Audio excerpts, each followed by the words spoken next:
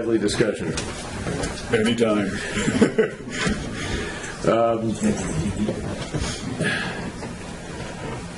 Well, Mr. Chairman, Yes, we can. Go ahead. I think we need to move on, and we can come back and revisit. If we're looking at the teeter chart, is if we want to invest $3.5 million as being, because that's what we expect the activity is, we can deal with that. What I think we need to do is deal with the budget structural problem first. And right. so I'd like to throw out is that we give direction to county administration, and that what we look at the budget being curtailed for the juvenile hall portion, the probation budget for juvenile hall be curtailed and basically phased out or wound down to be closed no later than the 1st of January 2014, and that whatever sort of budget savings that could be gleaned from that, the first step in terms of trying to close that. Then we take the balance, and I would say that I would be in favor of using the teeter. Those teeter. Are you making an overall motion right now on the budget itself? Yeah, well, I'm just throwing out a proposal for discussion, all right. And it can maybe lead to a motion that we basically use that money to close that $1.4 million, leaving our the net 1.4 after you take the juvenile hall out. Well, the 1.4 includes the juvenile. Right. So when you close juvenile hall, that'll reduce that by some amount. Well, okay, of the 1.4 million. Now you got to follow this, Marty, and it's not a rabbit trail. We all have to follow. I shot the rabbit. Yeah, what's the 1.4? We all have to. 1.4 is right now is where as of yesterday when we closed at the end of the day, there was $200,000 for the pool, so it's actually 1.6, but 1.4 is the non-pool portion of the budget deficit. Okay, I'm with you. We're working with. This is where I'm using Bob's numbers from at the end of the day. Is generated primarily by public safety and the probation department. There was 127,000 probation and 1.7 million in public safety, and there was probably around 50,000, between 50 and 60,000 of all the scattered miscellaneous, 5,000 here, the fair, capital projects and stuff, but it was a small amount. So the bulk of it was those two.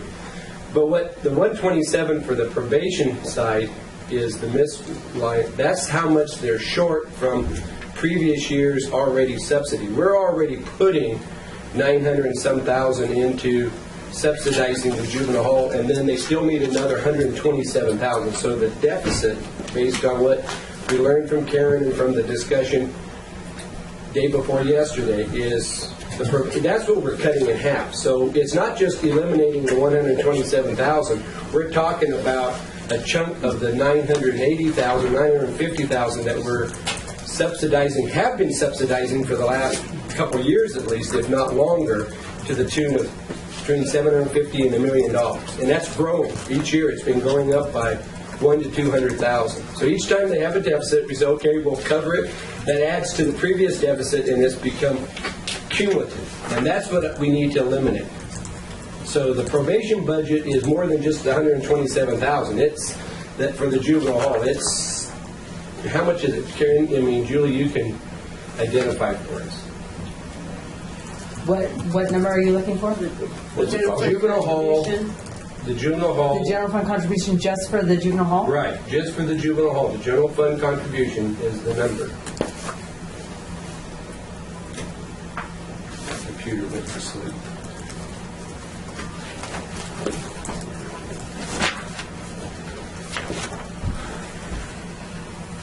The status quo budget was, I want to say it was 900, around 900,000 and something.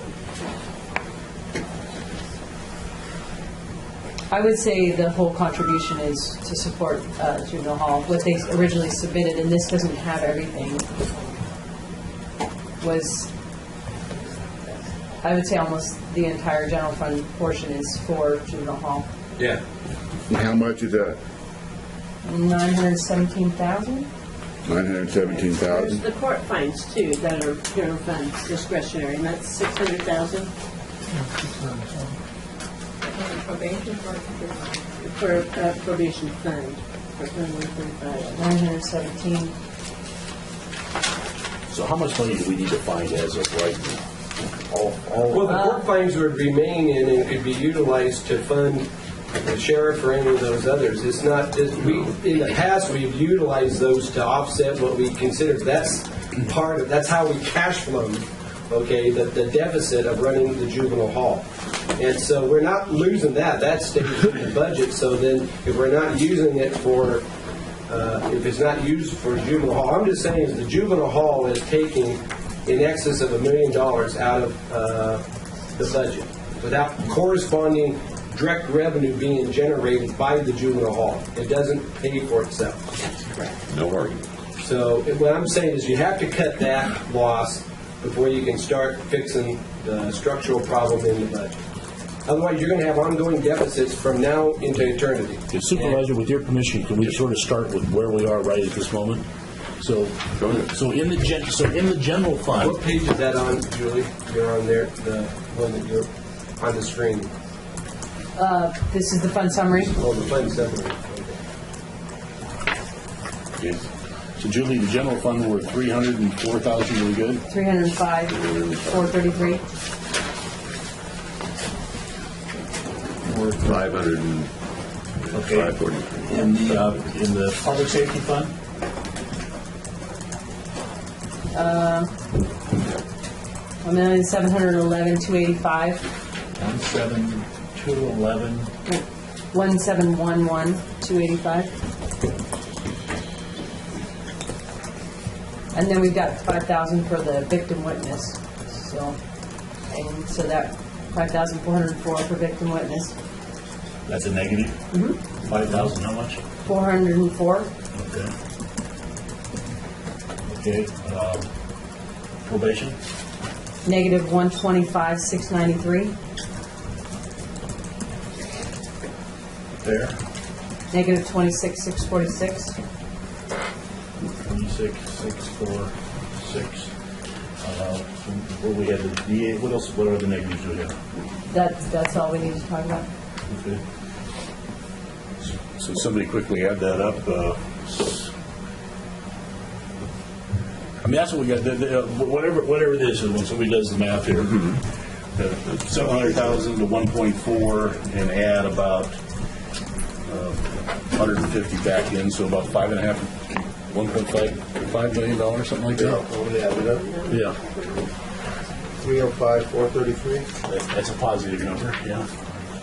Minus You 171, got $1,869,028. You got it. So 1,869,028. That can't be right. I agree. Take out the 305. Oh, okay. Minus that 305. gap. Okay. Yeah, right, exactly. So about 1,564, about something like that. Well, you got to take that out twice because I had it all up together. Oh, okay. Do my squirter. Oh, yes, sir.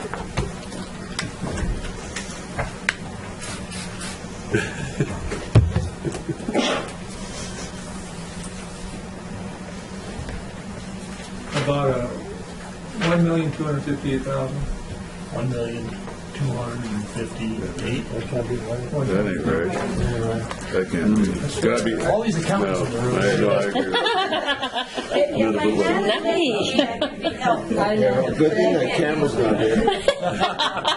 It's documented. I've got 1,555 for 553,542. Let me do that again. Make sure I got it right. What's public safety? Public safety is 1,700. 17. Yeah, but I have $1,563,575. Negative. 563. Right. We've narrowed it down here, okay. 563. What's your last three digits, Karen? 575.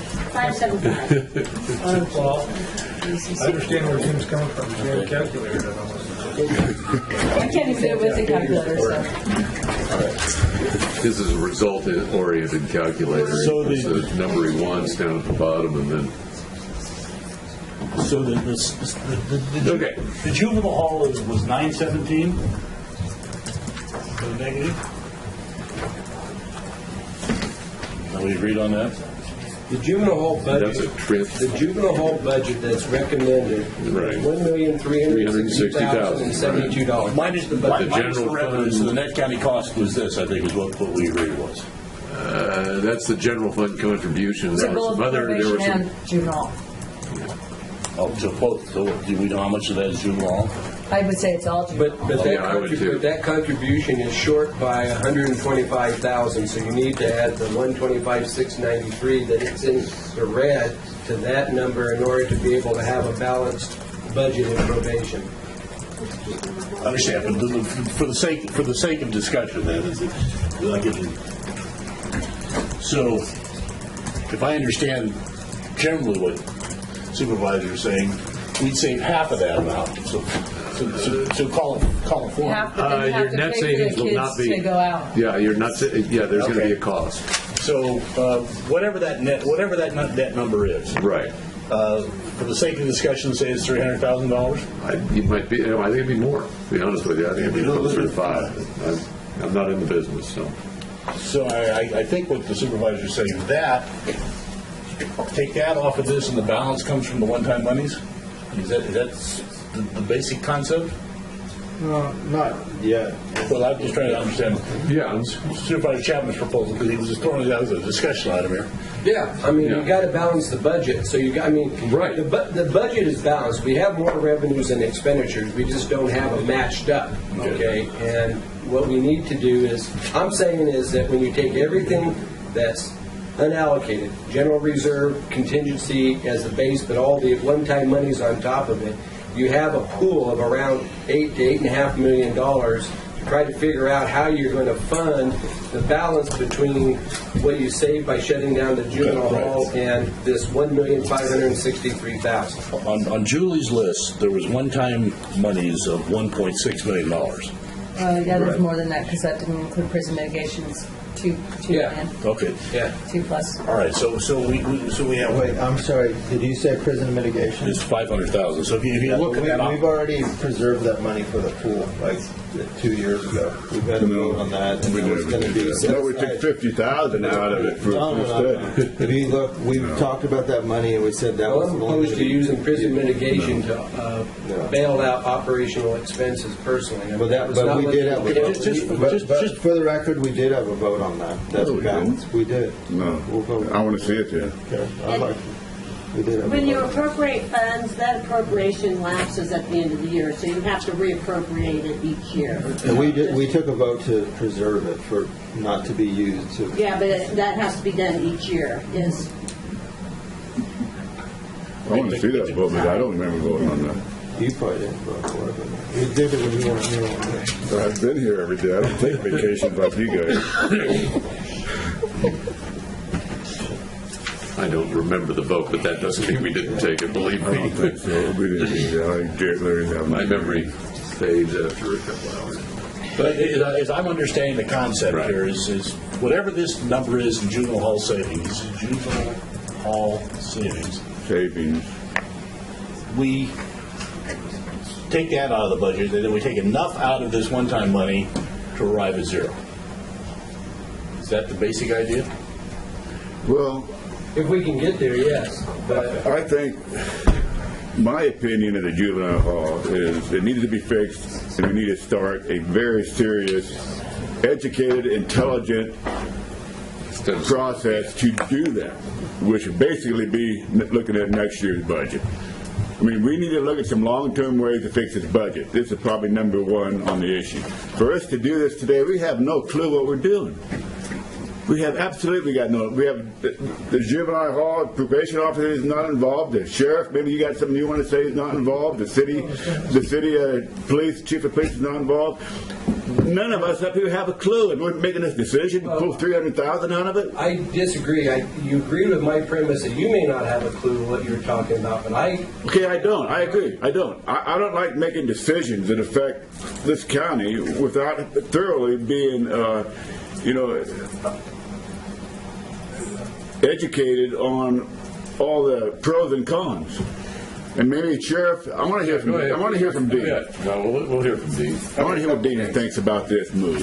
Well, as it relates to juvenile hall, I think our best bet, if we really want to consider, making some change with it, is to try to put together a group right away with a representative from Sheriff's Office, probably Police Department, Probation, someone from maybe from the CAO's office. Because there's some things we need to do. We need to look at, number one, talk tentatively with some representatives from the state about the funding sources that were used to build the juvenile hall, but we need to ensure, on paper that there's no that we wouldn't have to pay back any kind of money that was fronted for those facilities. I don't think we pull this move, and all of a sudden we get a bill from the state. They want the money back. I don't think we will, but we need to ensure that.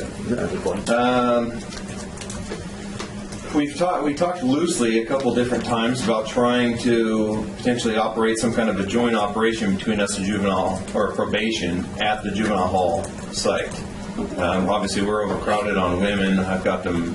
I mean, they're overcrowded in their housing units currently. Is there a way that the facility could be modified to potentially allow housing of women and some number of juvenile offenders still?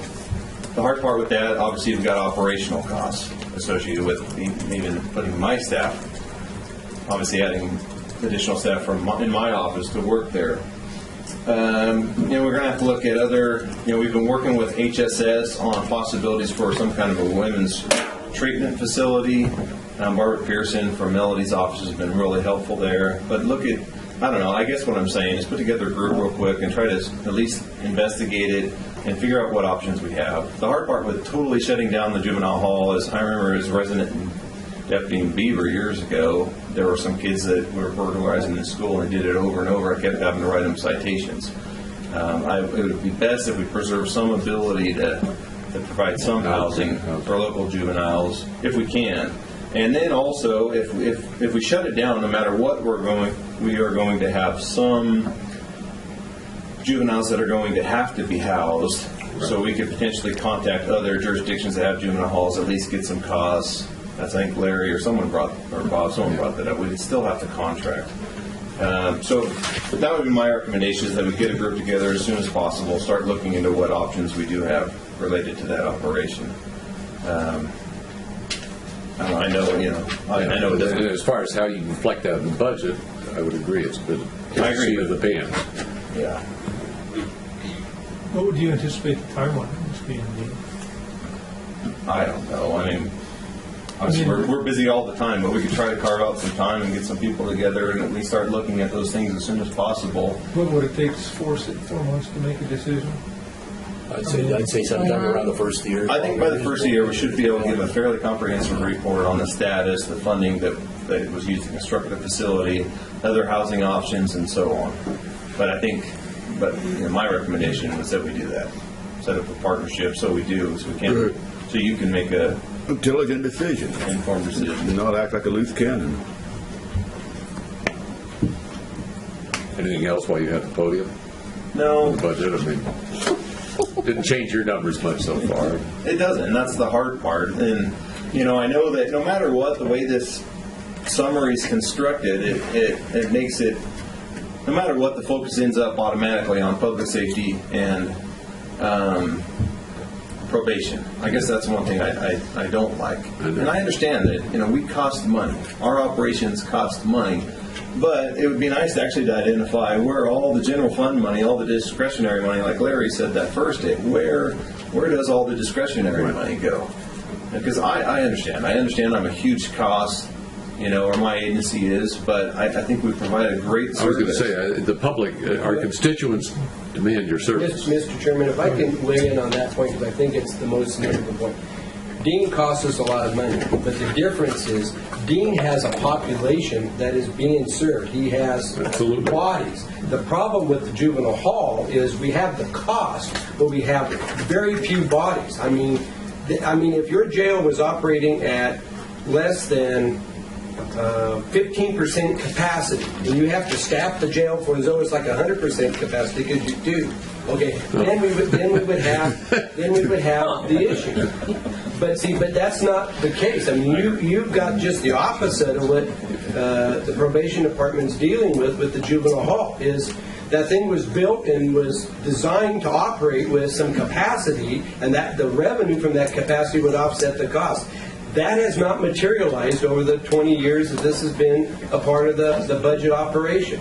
It was driven by a judge, and it was driven by a number of folks who had good intentions and had a great idea and a great plan.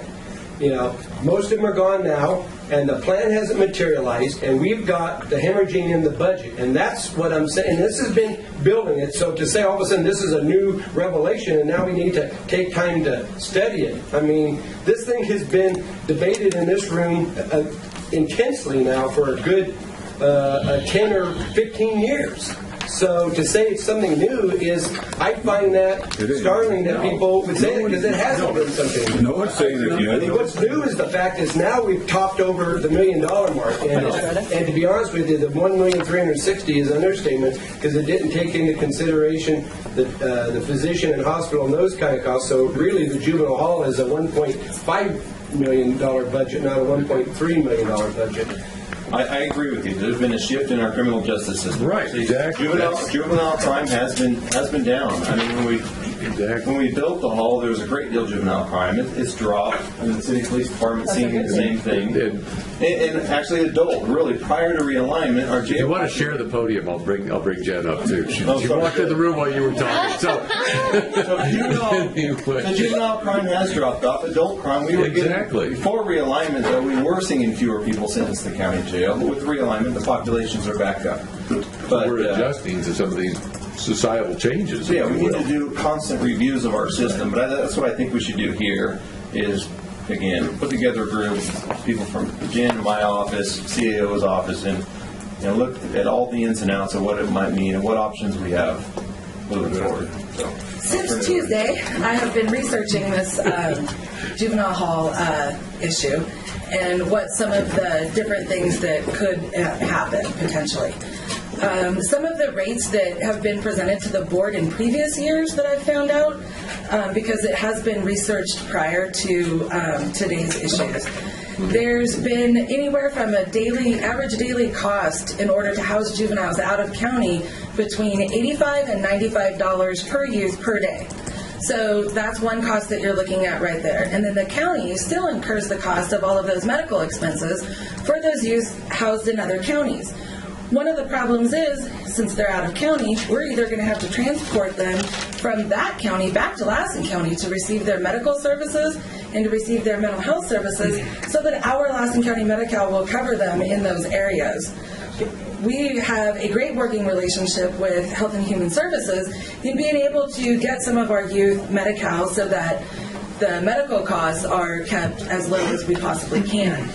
If these youth are housed in another county and we don't know about the medical issues in a timely manner and somebody has to go get care, we may be stuck with a medical bill for that because we haven't been able to work with our county's Health and Human Services Department in order to get them some of the medical care. One of the things about a co-located facility, housing adult offenders and juvenile offenders, that has to be completely sight unsound. So they have to be kept separated by sight and by sound. If there's somebody in another area of the juvenile hall right now, and they were an adult, and we had juvenile offenders on the other side, and the adult screamed in this section, and a juvenile could hear it in this section, then we would not be able to get the licensing in order to make it a co-located facility. I've emailed Rebecca Craig with the Board of State and Community Corrections, and she's our representative for the area. I asked her, really quickly, I said, I'm sorry to put you on the spot, but I really need this information. And she said that she believes that it is true that the county would have to pay back the grants that have been received for building the juvenile hall. So that's an added expense right there. The only thing that we can look at is in a co-located facility to be able to take there's 6 cells in one side and there's 14 cells in the other side. So the 6 cells that are in the Sierra unit would have to be brought up to code because we've been robbing those parts to be able to fix the parts over in our Plumas unit. So that's one cost that would have to be incurred. Another cost that would have to be incurred, regardless of how you separate that building, in order to house both adult and juvenile offenders, There's going to have to be some restructuring to include making a wall in between the two so that that is completely sight and sound. But then you also have to look at, with all of the vent work, if somebody in the adult side is going to be talking, is somebody in the juvenile side going to hear it? If that's the case, then you're going to have to look at remodeling some of the ductwork that's in there. Then we have the issue with the group home that's up front. How are we going to be able to run a group home there if we have adults housed on one side of the facility? Those are all a lot of questions that have to be asked, and there's a lot of state certifications that you have to receive in order to be able to run a co-located facility. And as far as my research has been, granted, it hasn't been in depth within the last couple of days, but there's only 2 co-located facilities within the state of California, and they are not attached to each other. There is a small amount of separation between the 2. So it's going to take a lot of remodeling inside that building in order to be able to house adult and juvenile offenders. And it's going to cost a lot of money in order to shut it down and to pay back those loans. And then it would even cost a lot of money to still adapt that to be able to make it an adult facility. So that's everything that I've been able to receive so far from Rebecca Craig in those instances. Well, I don't want to get an argument with Jen, but the whole approach here, the only reason I mention a joint facility is if it would help us preserve some form of a juvenile hall. My goal right now is to operate within the facility that I have. I'm not making no effort to take over juvenile hall. So if someone's got the impression I'm looking, it's important for me. Our criminal justice system, our public safety system is important, including housing juvenile offenders. But I don't want anyone to have the impression that that's anywhere in my sights. What I would like to do is operate within my jail facility. But if there is some way, and yes, that's part of our research. We find out what the ins and outs are and what we can and can't do. It is possible that we could potentially have some adult females or males in that facility jointly with juveniles. But it's possible. But again, yes, we'd have to look into it. There are a lot of regulations, and we might find that the cells aren't big enough to meet adult needs. I have no idea, but there's a lot of research that have to be done. But one thing I forgot to say when I was up here before, we're still actively working on trying to contract. Obviously, we know a lot of these budget issues started when we lost that CCF. We lost a great deal of revenue. It offset the jail operations. And when that CCF shut down, it started costing us more to operate our jail. And now it's been exacerbated by realignment. So, we're still working on it. I mean, we think that hopefully will be part of our long-term solution. But if we occupy that space with contract offenders, it limits our ability to use that space for our own offenders long-term, which likely will result in early releases and so on. So the problem is there's no easy answer here.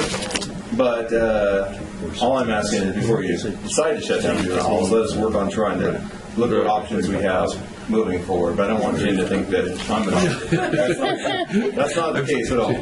I just wanted to make sure that I had a little more information because I didn't want to respond to your questions on Tuesday without having any information whatsoever because that's not an honest response, and that's not what I'm going to get. No, in fairness, we didn't prepare you for that larger question, if you will, Jen. No, but I wanted to make sure I had some information to be able to provide to you guys about what are some possibilities that we can do. But regardless if we shut down some of that side with the juveniles, we're looking at a lot of transportation costs back and forth for court hearings and for deputies and for officers to be able to transport these kids to another county in order to house them when they're arrested for some kind of a violent offense. Right, and well. Certainly we brought that up earlier that there's some offsetting costs obviously that are going to be incurred, and I'll let Larry wants to say something.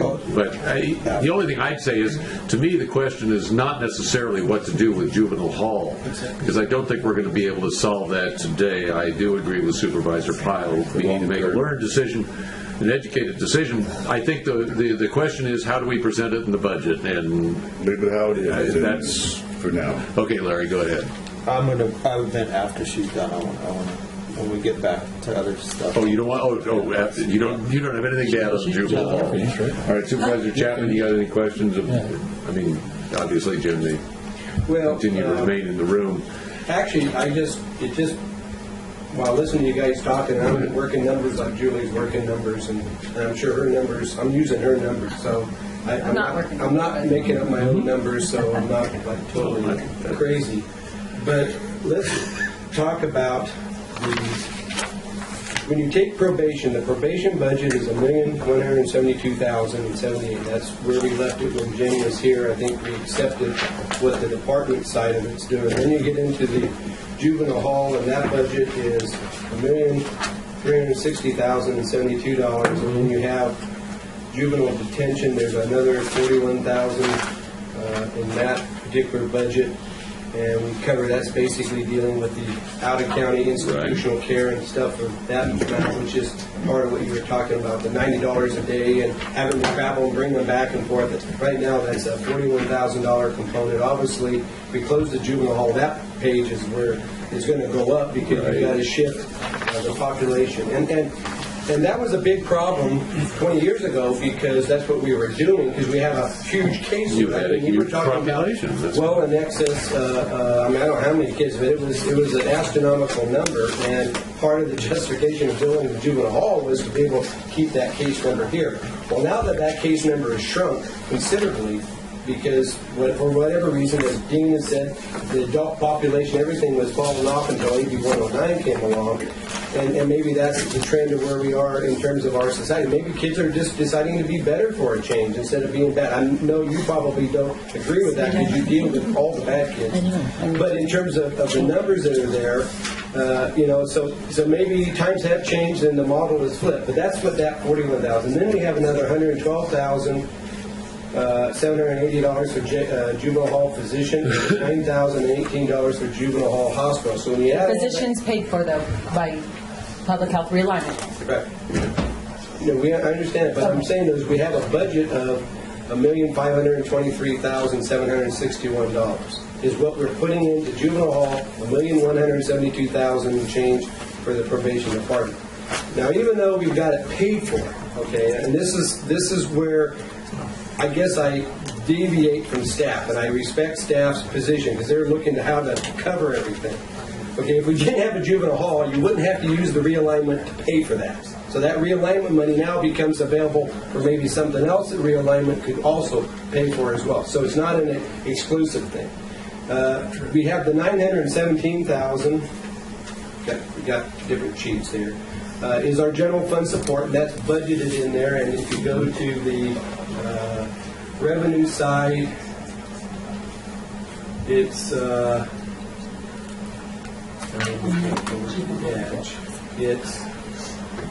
your line item 2. This is in Fund 145, 201,200, and that's where you have the $917,000. $367 budgeted. That's the general fund support. Now, if we maintain the budgets that we have, I mean, we don't make any changes in the budgets, you still have $125,693. So at some point, in order to balance the budget, we're going to have to add that $125,693 to the $917 to be your general fund support. So that's $1,000,000 and about $40,000 that when you add the two of those together. But what I wasn't paying attention to earlier, and I appreciate Karen mentioning it when we were going through on one of the line items when she talked about the $620,000, which are the court fines. Now, those are court fines that are general fund eligible. So we decide, and at some point years ago, probably before this $917,000 grew to that, when we were dealing in the early days, and I'm saying sometime between probably 94 and 2004, in that era of time, it was convenient because we were operating at a deficit in the juvenile hall. I remember we signed off and voted on budgets that, okay, 300,000, 400,000, maybe up to 500,000. Those court fines were roughly that same amount of money. So it was suggested probably by the auditor at the time, in this case your predecessor, and it was a nice match, and courts and kids in trouble and all that mixes together. So that allocation is there. So really when it comes down to it is our general fund support isn't $917,000 or the $1,040,000. It's really $1,635,000 because you have to add those two together because those are general fund dollars that could be used somewhere else. So out of the juvenile hall budget, when you look at the total amount, probably 90% of it is being funded as a general fund support activity. So the resources that could be used by anybody, we've chosen to use here. And I think that's the issue that I'm saying, Bob, that we need to, if we're going to deal with the budget problem, to shut down juvenile hall. It's not a matter of taking the $900,000 and cutting it in half and paying some of it back for juvenile support. I would like to know what it would take, and this is what we're going to have to feather out over the during this process here, or over both. We have to have a perception today, and we have to have the details feathered out. It may take us several months, and that's why I thought, well, if we use the target date of January 1st, because if you don't set a date like that, then, now it's Halloween, we got to celebrate. Now it's Thanksgiving, we got to celebrate. Now it's Christmas, we celebrate. So we don't get serious about really focusing on the task. You're lucky once you get past the middle part of October to get real things done in a lot of departments until after the first of the year. And I'm just saying that the clock is ticking, is that we need to have some urgency. And so, to me, the funding, to say we're good until January, but that gives you 4 months to have the kind of meetings that these guys are talking about having. And Dean's right on. You got to have a plan. You got to figure it out. Now, if come, January, and it's obvious that this is not a good direction. I mean, you haven't shut it down yet. I mean, so now we have to come back, and if that's when we have to dip into the teeter money or whatever to come up with the $500,000 or whatever the savings that would be generated towards it, then we have to deal with that as a reality. But the reality is it's costing us, and I got to tell you, you're not going to tell me that the juvenile population we have, even at the 90 days and doing all the things that you're talking about running around doing, which I know you're going to have to do, is going to cost me more than $1,500,000 or $1,500,000, which is the combination of these funds. It's got to be a lot less than that, and if not, then I think we have to look at what it is that you're doing. And I'm confident that if you have that as the alternative task, that taking care of our juvenile population, it's going to be more inconvenient for the kids. It's going to be more inconvenient for the kid's family. It's going to be more inconvenient for the staff. And you're going to have icy roads and things like that. We get that. We heard all those stories over the last 20 years, and that was one of the advantages of having a juvenile hall. But I got to tell you, we can't afford, the convenience is what it comes down to. So we're going to have to prepare for that reality. I think we're all ready to dive into the question. And that's the point I'm trying to make in terms of the numbers. How do you want to approach this year's budget? Do you have a plan? My recommendation is that we begin the process of defunding the juvenile hall in the budget. Now, whether it's January 1 or March 1 or June 30th, that's... Can you give me a number? What do you mean a number? You say you want to reflect this closure. Just a moment. You want to reflect this closure in the budget. What number? I would say that, and give me a rationale for that number without. I would not a seat of the pants. I would say that we begin the defunding process, and that the number that we look at trying to capture in terms of what the cost would be approximately 40%, and that would be maybe the optimistic side, no less than 25%. But 25% of $1,500,000 is a lot of money. 40% is a lot of money. All right. I'll do my razor. Thank you, Jen. I think anything else you want to say? No, just that we haven't made any final decisions yet. There are just some recommendations that are floating. Just that we do have statutory codes as far as staff to juvenile ratios and what those are, and how those look. So as far as staffing goes, that'll certainly enter. That's not going to change. You got to. That'll enter into the discussion. Absolutely. All right, you got that, Marty, though, on the number that Supervisor Chapman may want to include? No, I don't yet, but I'm going to try to get it done. 25% would be $375,000. He wanted 40. I believe it was his estimated savings. And we may take that at face value or not, but I was just looking for Supervisor Chapman to give us 40% is $609,000, so roughly $600,000. So you would say 600. So you're still going to be spending $900,000. And I didn't say I bought it or didn't, but I mean, as I said, we have to separate long term now, maybe just 6 months. I realize that, but we've got to have something to approach in the budget. So. All right, so Supervisor Chapman wants to score how much against this? I'm sorry, Jimmy. I would say $600,000 was 40%. 600,000 in savings. In savings. In yeah. savings. Over the budgeted amount. Okay, so you can keep that aside for the time being. We don't Understand. grind that in. Okay. Because I know Larry wants to get back to the That's rest out of of the numbers. today's budget. That's what we were asking for. There are two things there. One, what you can do long with the term. juvenile hall, but what are you going to put in the budget? Yeah, I won't support that, I'll tell you right now. Okay. Larry. So then. Okay, go ahead. You want to continue that thought quickly? So then, in terms of the other options, are other cuts, one-time revenues, and fees. Okay. So, I mean, some sense of the, I mean, this obviously is part of this if the board agrees. Okay. All right. Triangle. You bet. Have at it. Thank you. Appreciate you adding your wisdom to the discussion. That wasn't sarcastic. That was not. Yeah. No, I appreciate that. I think that there does need to be changes in things we look at, not only the juvenile hall bill, but some other programs that have come up. But I think what I'd like to do is, I think we should try and figure out a way to balance this budget, including the money for the pool, including the money for the economic development, keep things, and then dive into fixing and looking at some of these other things. But anyway, hear me out. So the Dyer money, that sale, I mean, can we pretty much know that's either going to be a regular sale or a tax sale during this fiscal year? I think we're kind of counting on it. I think we have the greatest confidence in there being a sale of the property. Yeah. If the property doesn't sell, I think the treasurer has told you that the dire amount of people may declare bankruptcy, which then would stop the tax sale. So I mean that's got a little more contingencies there. Yeah. Well, Winterford, they did, and it did go into bankruptcy, and the judge has approved the sale in the bankruptcy. Yeah, that's right. And the board doesn't know that the bankruptcy court did approve the sale. That's right. So it's, for all intents and purposes, there's I think about a $1 million on the table there. To use the president's terms, we have a high degree of confidence that. Okay. And in the tobacco settlement, I just want to confirm there is $336,000. Yes, there is. Okay. In the prison mitigation, there's $578.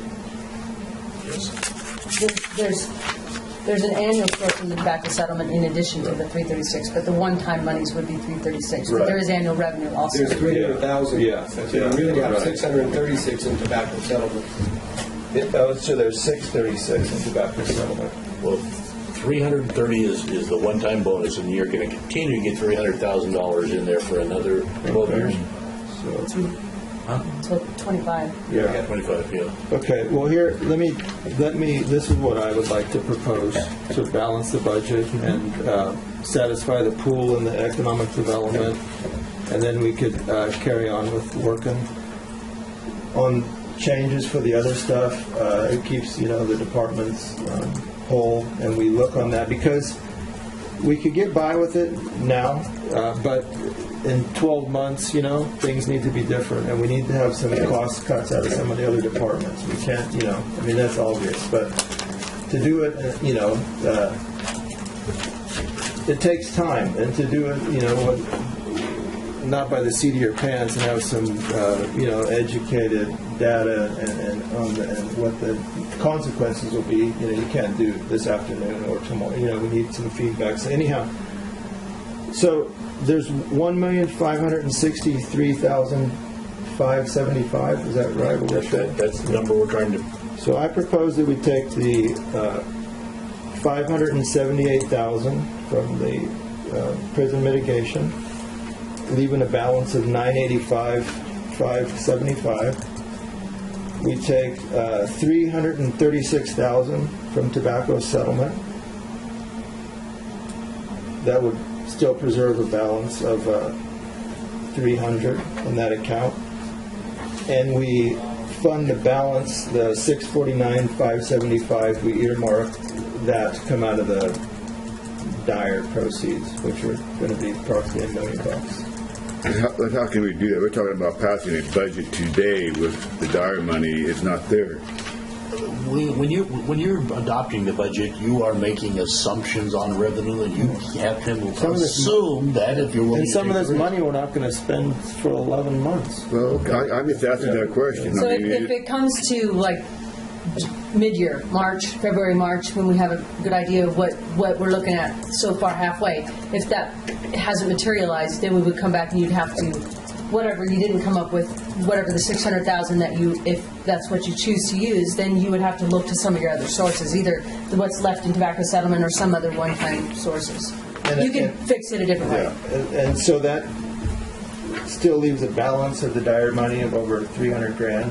But with that, with this motion, I would want to also have it include that the tobacco settlement fund each year is preserved to settle the county's obligation toward the pool. Allocate 200,000 of the 300,000 we're going to get between now and 225 to go to the pool. Yes, as an ongoing way to fund that. You can make that plan, but you can't commit future funds. So You'll have to reaffirm that decision each year. Yeah, we're going to earmark that as our funding for the swimming pool. okay, suppose this board does. How about the next board?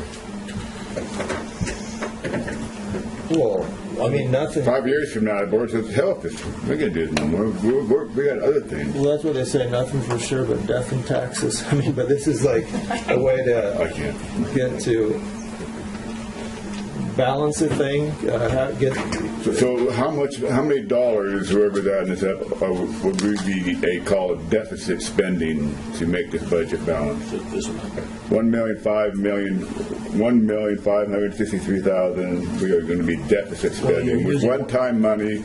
We won't have next year because we'd have the same problem next year.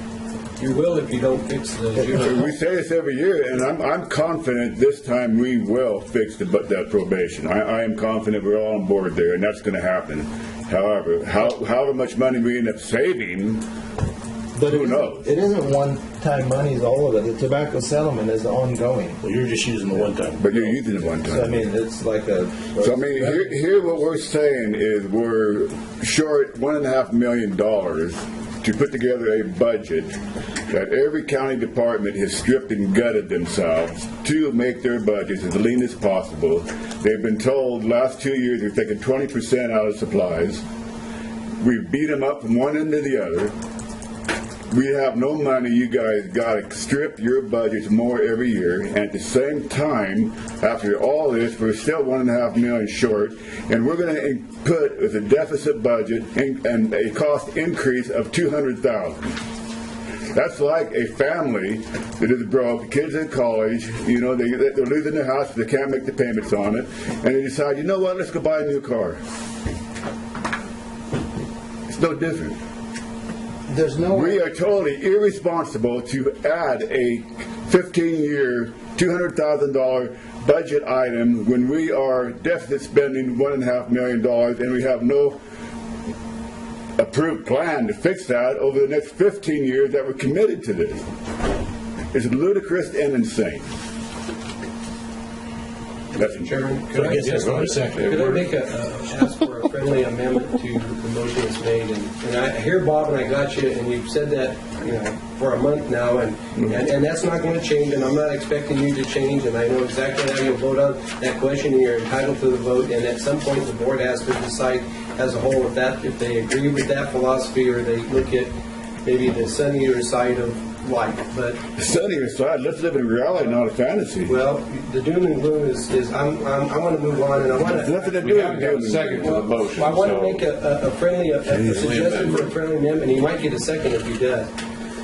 Now, in our non-departmental expense, we have a litigation expense item of $250,000. And without getting into the discussion of the litigation expense, what I would like to see is of the $2 million of principal that we're expecting, it could be more, $2,200,000, whatever it may be, not the $980,000 penalties and interest that comes in, which is what you had indicated in your motion, maybe as a source of funding for the deficit. I'd like to see the $250,000 that we're having budgeted as a litigation expense for dealing with that settlement, to have that funded out of the principal side of the Dyer money rather than the penalties and interest side. In other words, because I know in the discussions we have, which we can't talk about, okay, that my willingness to support that as a consideration was the fact that it would come out of those funds, because we knew those funds could potentially become available. And so I would like to see, if I can't get the $2 million that is being earmarked to go back to, arbitrage for those, for the teeter program, that, put $1,750,000 into the teeter, buy that, and put $250,000 of that to offset that particular litigation expense. Because I think, in fairness, the general fund shouldn't be supporting that. Let's use that particular funding source to be the one to pay for it. Now, that would be an amendment I'd like to offer, because what it does is it kind of puts the responsibilities, maybe match them up a little bit better, but at the same time, frees up some of those one-time only money so we can bankroll those for the doom and gloom of Bob's future budgets. Okay, I fully understanding the fact that by agreeing to that amendment, it's going to reduce the amount of our float, if you will, in the teeter fund to $1.25 million. 1 3/4. Did you say 250,000? Just 250,000. Yeah, so that's yeah. but it's going to reduce our float to $1.25 million. Correct. Yeah, so I understand that. We're talking about adding $2 million to it. No, that money's already been spent, but it doesn't matter. But I understand.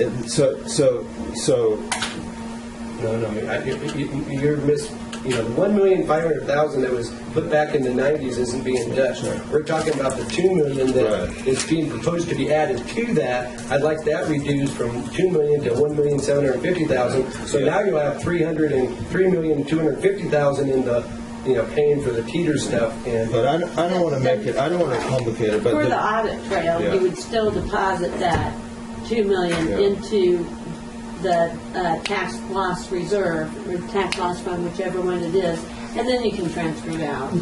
And that's if you want to create that kind of paper trail, but I don't think that's necessary. I understand that, but you want $250,000. I'm just saying that $250,000 as part of that litigation expense line item on page 12, which is the non-departmental expense. Okay, it's Fund 100 0101 3001605. That line item, because I would like to have that paid by the principal rather than have it be part of. I would agree to that amendment, and for the sake of balancing the budget, realizing that there's some of this is one time. When you get a continual source of revenue guaranteed to you through 2025, I don't consider that windfall or one-time income.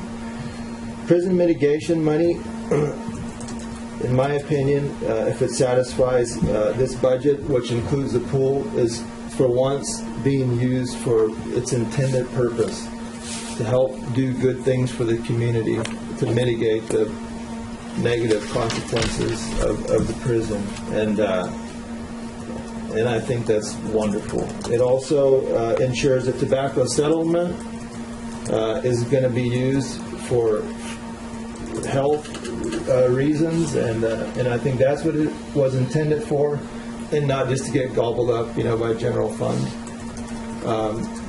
I think it achieves all of our goals. It still leaves a balance in tobacco settlement, a balance for the dire tax monies coming in, and it does balance our budget. And with that said, we do need to continue to work on ways to cut for next year, so we're in a better position. I fully understand and agree with Supervisor Kyle. We can't keep doing this, but the county has been doing it, and it's because it's tough times. But we do it, we adjust. So let's start adjusting today. Let's balance this budget. Let's pass it. And let's immediately start working on ways to cut to help us for this time next year. So with that, I mean, I accept your amended. Okay, if you accept that, Mr. Chairman, I have, I don't want to push my luck, but I have to. There's two additional, I just want to have a clarification, because this isn't passing the budget, this is setting it up. You haven't seconded his motion yet. And I'm willing As far as I know. I'm willing to second the motion. I'd like to ask for two additional considerations as part of that motion, because you mentioned the pool and the 200,000, but I want to understand the 100,000 for the funding of the economic strategy, that Marty, the other paper dealing with implementing the SEDS and all that stuff. Is that included in this budget arrangement? Because that's not part of the 563. So you're going to have to add that if you're going to. I mean, that's going to have to be an additional amount. Yeah. When I talked with Marty briefly, and he said the actual amount that we would need to get started is 35,000. I mean, I think we could limp in for 35. And without, with, Well, I'm not interested in limping. I'm interested if we're going to do it, let's do it like it's supposed to be. Either we do or we don't. So I'm not. I mean, I feel that we've got plenty of funds to work with, and how we invest them. You know, we do have funds to work with, and if it's for I would say that the full 100,000 be programmed in there. And when you look at your, if nothing else, from the pool perspective, I mean, I'm willing to give up the prison mitigation money, because I was the one that negotiated that $2 million back in 1993 from Craig Brown, the Undersecretary of Corrections, when we were here negotiating to build High Desert. Yeah. And that was the first time in the history of the state they actually gave an entity some money and so the fact that we still have these mitigation monies 20 years later is probably phenomenal. But I'm with you. If we're going to be able to have the pool funding in the budget, and we have this SIDS thing in the budget, you know, that whether it comes out of another line item and you offset, it doesn't make any difference. It's the funding is there, and that's a good use for it, and that's a step forward. The last request I have is for consideration, and this we could take up maybe when we're dealing with the budget itself. But I would like to have of the ACO fund. This is not part of the funding for closing the deficit, but that we, of the 928,000 in the ACO fund accumulative, I'd like to have that $100,000 budgeted for the ADA ramp and access for the Veterans Memorial Hall as a line item in the budget, so that that is something that would be part of the budget solutions. Okay, so in order to satisfy the economic development, the $100,000, the amount we would need to earmark from the Dyer Mountain penalties would be $759,575. So I would like to amend my motion to satisfy Supervisor Chapman's. With those friendly amendments, I fully second that we consider it. All right, so the motion would be, this number goes to 1663. right? Yeah. With $100,000 For SIDS. For SIDS. Yeah. The Memorial Building is in this number, it's just Yeah. programming it, okay? Right. So then to close this deficit, 578 from CCC. okay? 336 from tobacco settlement. 759,575 from the Dyer proceeds. Dire penalties and interest. Yeah. Okay. And $100,000 from that other. No, we don't need that, so that's already in here. Right. And then $250,000 From Dire principal. from Dyer principal. And that would offset the That doesn't. litigation. That's not needed in that budget though. That's Well, just. if this happens with Dyer principal, you can take $250,000 out of one of these other numbers, right? Yeah. Yes. Okay. Well, you'd have to adjust that 750.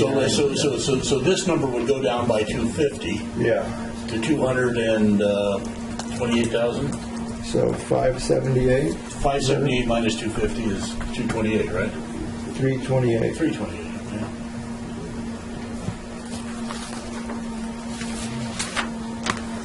And you check the math though, that should zero it out. I mean, we've got the concept here, obviously. If we're a few bucks off, we make the necessary And adjustments. also that the future tobacco settlement is used for the pool. I'm sorry? The future tobacco settlements are used for the pool. Okay, which is not in these numbers, that's policy. Yeah.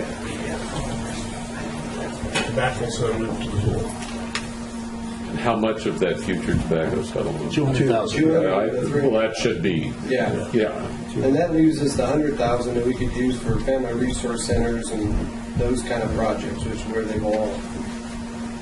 In fact, can I ask, just as a future allocation, and since we've got the pool in there, and I want to thank Aaron for bringing up the Beaver Pool and inviting all the people to go up there and swim instead of going to Reading. You know, given the history that we've had and the fact that the county has been very much involved, it wasn't just the bait sales that built the pool, and the pool house was built by the grants that Brian has diligently over the years. I'd like to see us, if we could slip into there as a pool line, and maybe out of the tobacco settlement, is a annual $20,000 allocation to support maintaining and keeping the Beaver Pool functioning, so that it's not something that they're sweating from year to year. Because I think it's the same kind of a resource. Now, on a per capita basis, they probably could only glean maybe 10,000 compared to the 200,000. But it's not a question of per capita; it's a question they need 30,000 to run it. If we gave them a base funding of 20, the community always has stepped forward. They could raise that other 10,000 and no problem. I should have gave more thought to that, because my wife actually mentioned to me as well about, brought that up about the... And I'd say we named the pool the Brian Dolly Pool.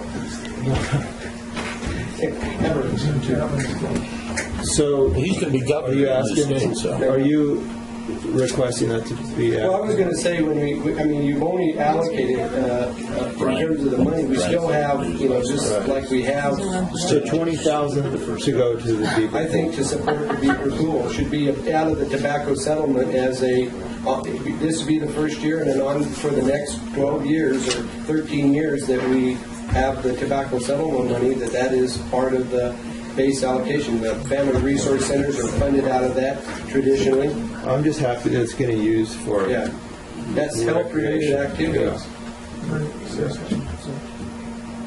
Oh yeah, we'll get through the motion. We want the maker and the seconder to get their whole motion out on the table before we have discussion. I'll save it for discussion. You guys, well, we might be here. Are we? Yeah, Is that? I'm good with that recommendation for Beaver. That is certainly under discussion. Supervisor Alba.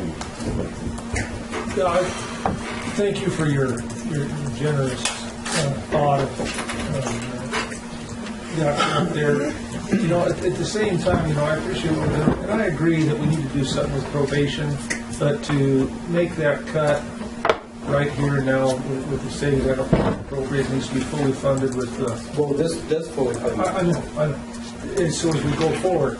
But as far as the tobacco settlement goes, we've got that whole list that we give out. We need to take care of what we have now before we go on future endeavors to build something new that's going to require more funding and whatnot in the future. That's part of the problem we're deficit spending now is we have all this infrastructure, employees and capital, and we're having a hard time funding it. $6 million. I can't prepare.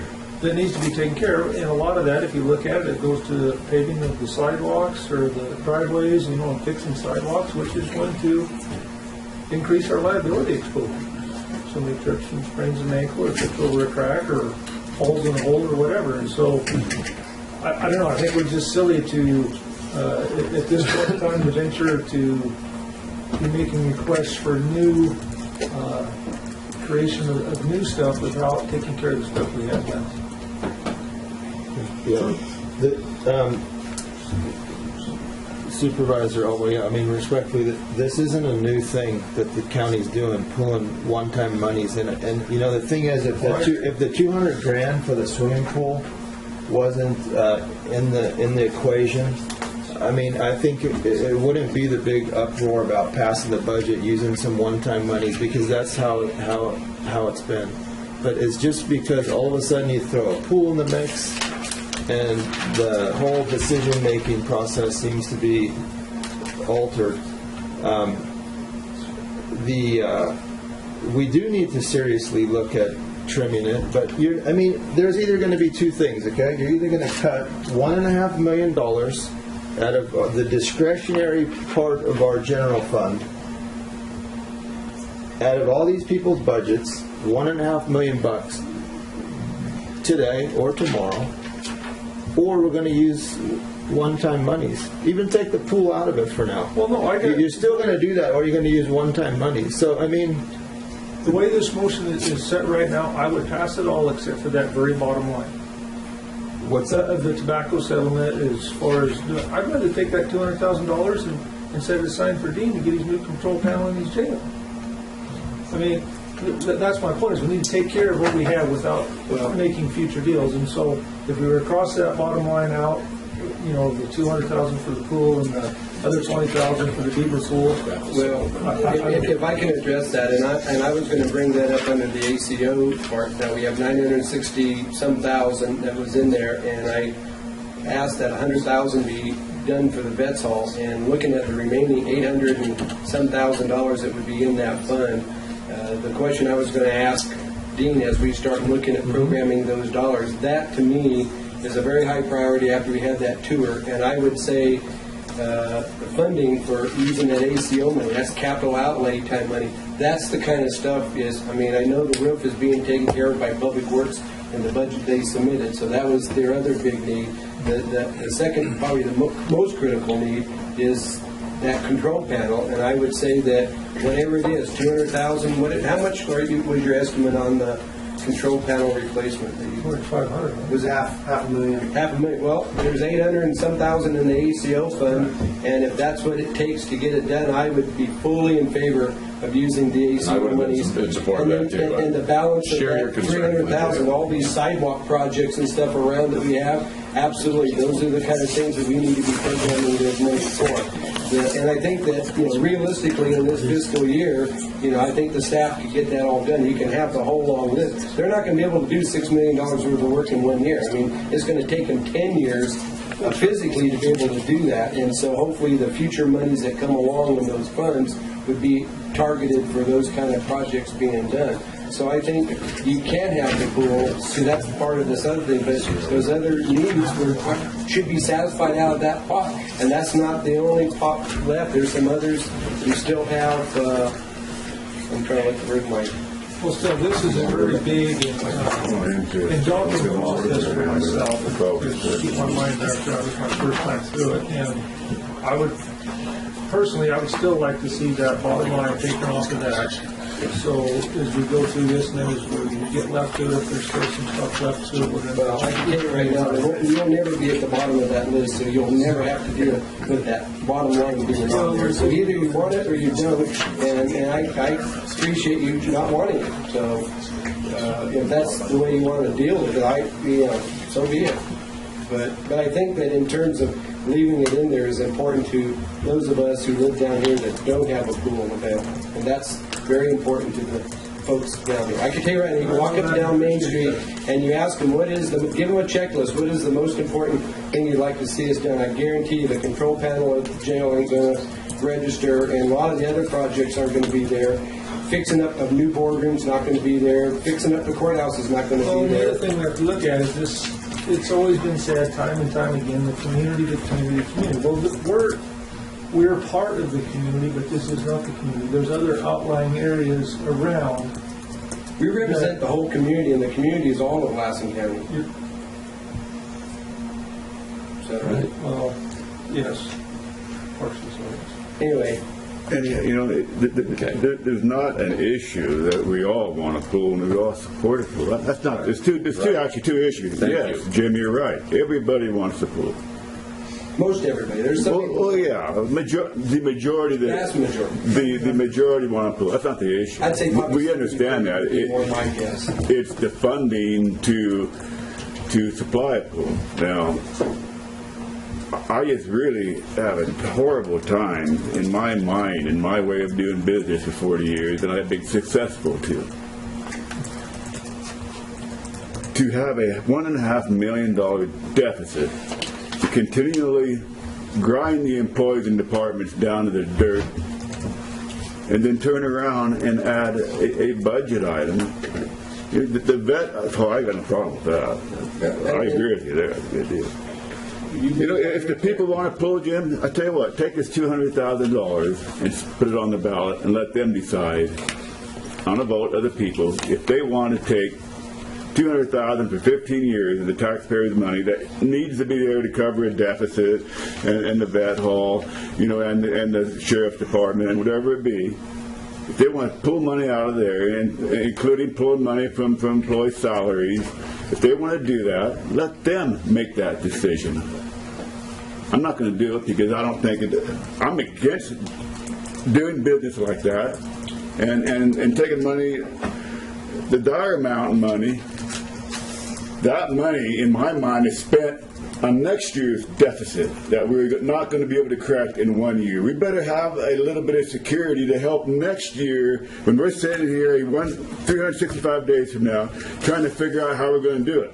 We're not going to spend it all this year, but we can't fix it all in 1 year. It's probably going to take 3 or 4 years, or at least 2 or 3. We better keep that dire money for next year to help cover the deficit that we will still have. It's like you can't deny it. It's because it's a pool. If it was a line item for computers or there's so many things in here, Larry. It's got nothing to do with the pool. Really. I mean, the pool is a small item. $567,000 computer system, or a $78,000 service contract. I've seen those come through the consent agenda. I mean, the fact is that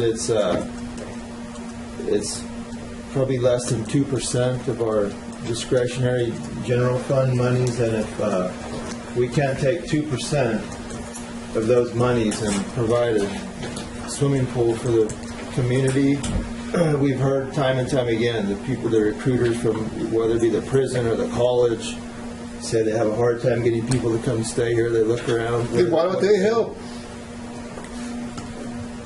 The leaders of the community need to provide a place where people want to come and reside, and then they'll help because they'll be spending their money here. They'll be paying property tax, and we need to provide the infrastructure to make a nice place where people want to live. And if we can't serve the other needs with the other 98% or 98.5% of our discretionary funds, then I think we got to cover our own costs. We can't even cover our own costs. We got to do that first. I'm not going to worry about my neighbor helping them out, buy a new car until I got all my bills paid. Mr. Chairman, I'd like to weigh in if I could. And there's 2 things I'd like to address that Mr. Pyle raises, and I appreciate Bobby. Never disappoints me. On several occasions, he has made reference to his business acumen, and I realize I don't own $1 million ranch, and I don't have some sort of a big ranch operation, and that as a result, I probably don't have any sort of business acumen myself, and that's the inference I get from his remarks, and that's fair. That's all love and war in politics, and I love you, Bob. But you'd be interested in knowing, that in my 35 years of having my business, and and I operate very conservatively. I don't go out have a Main Street location or a mall location, and I've conducted business in the basement of my home for 30 years. And when you come and visit, it doesn't look like much, and people probably think it isn't very much as a result. And that's by design, because I can guarantee you I pay very little taxes on my facilities that I operate in, but. You'd be interested in knowing, at the height of my business, this was for a good 20 years before the Postal Service killed the mail, that I was actually processing more than 2 million pieces of mail through the basement on an annual basis, and gross revenues of between $500,000 and $600,000 a year. which is not chump change.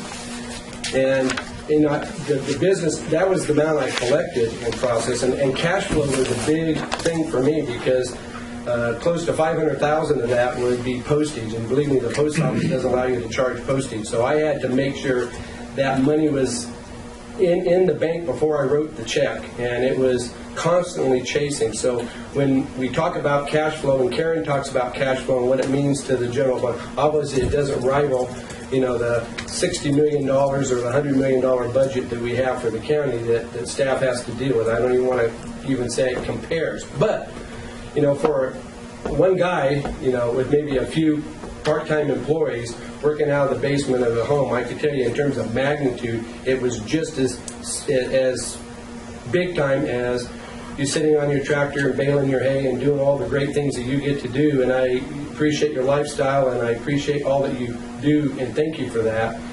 But to diminish the fact that that business, believe me, I understand. I may make a living pinching 2 cents out of everything I can, and that's how I put together that $500,000 to $600,000 a year business. I don't do that today because the post office has made it so I can't do it. But I still have between $50,000 and $100,000 a year business, and still do that without any employees. Occasionally drafting the wife to help out by myself in the basement. Believe me, I got a lot of work stacked up there waiting for me to get back when we get done with these meetings, and I work a lot of times till midnight or later to get the job done because I'm in meetings all day during the day, and I don't complain.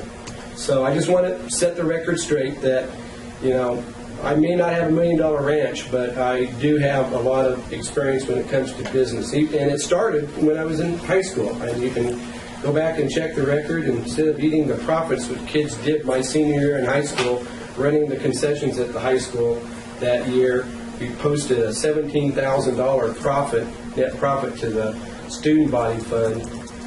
And there again, we did it by quarter cent here and 2 cents there, you name it, pinch and penny. So I have a lot of experience, hands-on experience that way. And I don't talk about it much. And what's even more important, the money that I made through the business, I was able to save the business community after we collected the money from them between $40,000 and $50,000 a year in net savings to the 80 or so business clients that I dealt with processing their outgoing mail. I had more than 60% of the mail that went out the Susanville post office to around the world flowed through my basement. So it was a big activity and a big enterprise, and to be honest with you, I'm kind of proud of the fact that we were able to do that for the 20 years that we were able to accomplish that. Going back to the budget, and you talked about putting it on the ballot, the $200,000. Hey, I'm not afraid of that, okay? We have people who come to the podium here who like to see the ballot put on the ballot. That's voting on minutes. And I've heard you and others on the board, including myself, say, we are the elected representatives. It's impractical to put every question on the ballot. And I guarantee you, I think if it went on the ballot, it would stand a fairly good chance the plan that was proposed and what we're proposing to. We're not building some big complex or anything. This is a very bare bones, basic budget that's going to take care of the basic needs of the community. If the community wants to build upon it, they'll have the opportunity to do that, but at least they'll have a foundation or a platform, and that's what's really designed. Most pool operations and complexes that people are talking about being built will be 10, 15, 20, $30 million. I mean, over 15 years, the net amount that would be invested by the city and county in this project on a $200,000 a year contribution would be a net sum of $6 million. And believe me, that's the pools that maybe you're envisioning, Bob, isn't the pool that's going to be built. And I don't want to disappoint you if you think otherwise. So it's kind of a modest. It's basically a beaver pool, but on a little bit larger size, because instead of dealing with 500 or 600 people, we're going to be dealing with maybe 20,000 people trying to use this pool, have the opportunity to use the pool, plus whatever friends that come to visit. So in terms of that part of the equation, I would just kind of share with the board, in 1978, Judge Harvey was clamoring because he wanted some renovations done to the courtroom and the court facilities because of sound and everything else, and so he had a $50,000 or $60,000 project upgrade the court thing, and he had led, prior to becoming judge, the taxpayers group that kind of harassed the county offices at that time in terms of spending, and there was a reason for it, and I was actually part of the Joe Harvey group, and that's part of the reason why I ran for the board was because of the overtaxing policy under the pre-Prop 13 days of the board at that time. And I described that to you a day or two ago in terms of every $3 we taxed, we spent 2 and rat hole 1 away. And it was that kind of attitude that had people kind of fired up. And at the same time, the fairgrounds was also wanting those restrooms that are on the southwest corner of the grandstand as you come in from Jensen Hall. The first ones there on the right, not the new ones that are down closer to the sarsaparilla booth, was being proposed to be built. And we had a state grant to pay for building those, but because of a proposition that Joe and his group had gotten approved, basically required a voter approval on all capital projects over like $25,000, whatever the amount was back in those days, and this triggered that. So the board said, okay, Your Honor, your project also goes over that same amount. So they put 2 ballot questions on for the voters to vote on. The improvements to the courtroom or the improvements to the fairgrounds and having some new bathrooms. I got to tell you, the voters, and this gives you, I mean, it has nothing to do with the facts and whatever the needs are and so forth, but just based on personal ideas. And this is the God love democracy, because this is a classic story. They went to the polls and they voted like 8-1 in favor of the bathrooms at the fairgrounds because they can use them. And they voted 8-1 against renovating the courtroom and making the court facilities a good place for the judge to be able to hear and conduct business. So if you want to go to the direct democracy route, we could do that. We've done it before as a county. And I guarantee you that the things that we all think that the voters want and what the voters want will be different things. And I guarantee you your minutes probably won't be approved as you would like, and a few other things probably wouldn't be approved as you right. You know, I've heard you say, Bob, and I fully appreciate it. You know, the voters elected me to be here, and the difference between us and them is that we're here to represent what the voters are saying. And I've been listening to them for a long time, and I tell you, there isn't a place I go anymore where one of the first questions they ask about a lot of other things. They're concerned about public safety. They're concerned about what's going on with the crime rate and law enforcement and so forth. That's always a biggie when you're out there. But I got to tell you, if there's anything that rivals the public safety concerns that I get when I make the rounds, is what about the pool? And it's not just from one small group or one special interest. It used to be, it was always Tony's people that we'd always hear that from. Believe me, Tony's group is a distinct minority of the people that you hear on the street out there. And maybe Tony's done a good job of educating them or whatever it is, but, you know, it's there. And you know, the kids and their pennies, and I know a lot of people like to poo-poo that, but I tell you, it's a clear indication to me that that's an issue that's going to remain with this community for a long time to come. If you don't want to solve it today, that's fine. We move on. But I guarantee you, as time goes on, you talk about people voting. They vote every 2 years, and they vote by who they decide to sit here. And depending upon how we react to those kind of input, or sometimes in between, too. Yeah, or even yeah, that's true. I hadn't even thought about that before, Jack. You know. I haven't said anything yet either. But the point being is that those are the kind of issues that drive people. You know, I thought, and I'm going to say this, maybe this is not an appropriate remark, but to be honest with you, you know, I thought Mr. Kiefer was a pretty darn good representative in the 3rd District, and Mr.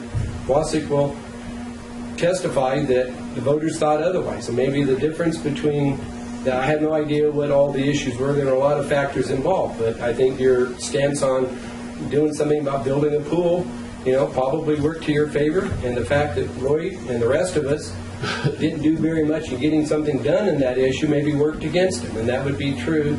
You know, depending on those are the kind of issues that turn elections and campaigns around. So yes, a lot of us are probably short-termers and we're going to be out of here, and maybe we are lame ducks, and therefore it doesn't make a difference. But the reality is, we're here to represent what the people need. If I had my choice, personally, if nobody else in Lassen County mattered, and I had a decision on where to invest all these capital improvement dollars and stuff like that there, I'd put it in the courthouse complex. I mean, I hang on to this board, I guess, maybe too long because I want to see something done there, and I'm probably the only person that really cares. And I'm going to continue to push that because I think Jack cares. I know he and I have talked about it a few times. And we've got a 100-year-old facility. It's been 100 years since the last courthouse was built. Next year, we celebrate our 150th anniversary of this county being a county. And 2 years later, we celebrate the 100th anniversary of the current courthouse being there. And, you know, we need to do something to make that a decent place for everybody to work and bring all the scattered facilities that we can to one location. That's going to cost some money. I put all my money there, but I got to tell you, I walk around town, I can maybe count on one hand the people who really see that vision as something that really needs to be done. And for every person I have that tells me let's do something at Courthouse Square, maybe the Historical Society folks to be there, I could say there's at least 100 people or more telling me, what about the pool?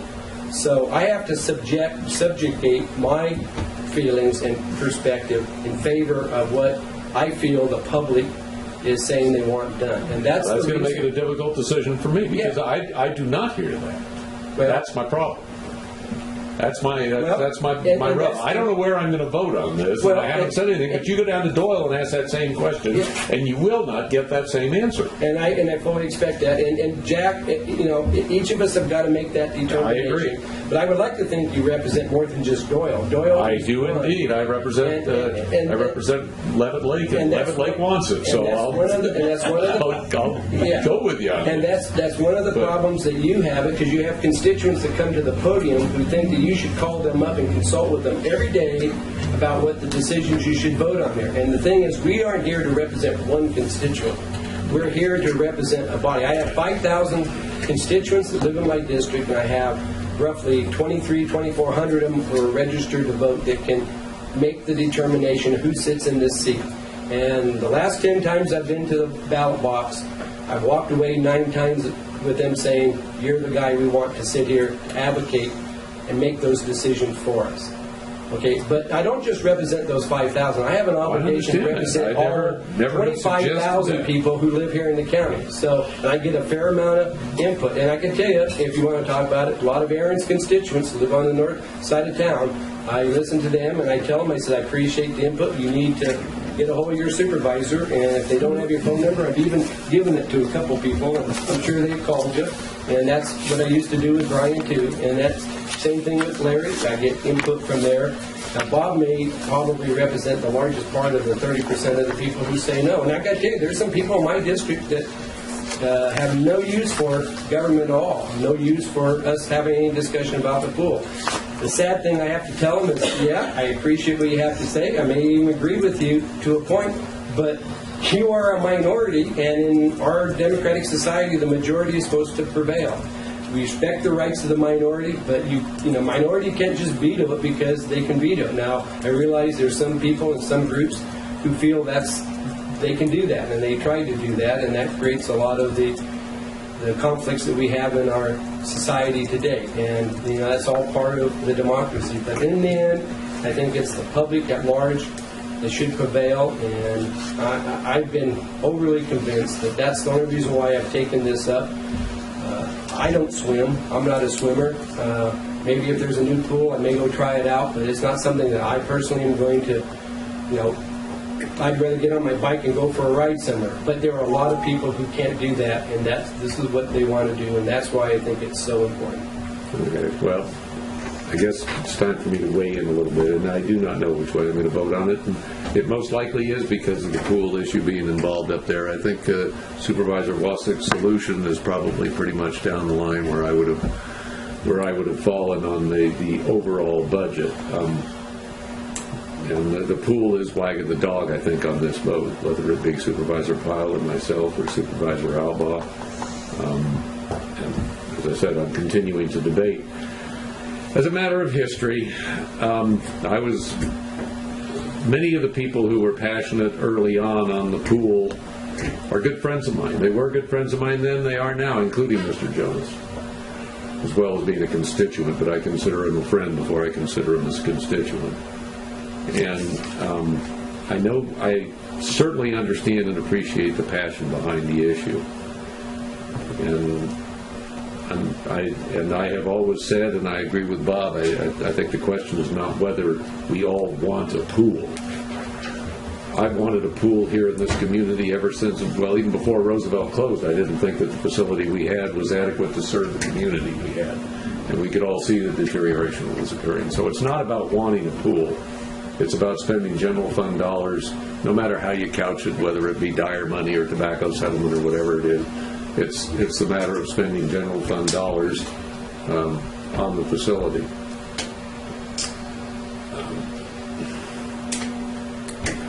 Most of the emails and phone calls I've received, and granted I asked for them and so I got them, especially if you go in, it's really amazing the way emails go these days, and Susanville Needs and Facebook and all the rest of these kind of different groups that are out there. And I mean, well, boy, once you get on a chain or something like that, it's hard not to get a lot of responses. I think some people don't have anything to do other than sit there on Facebook. Your wife is on there, by the way.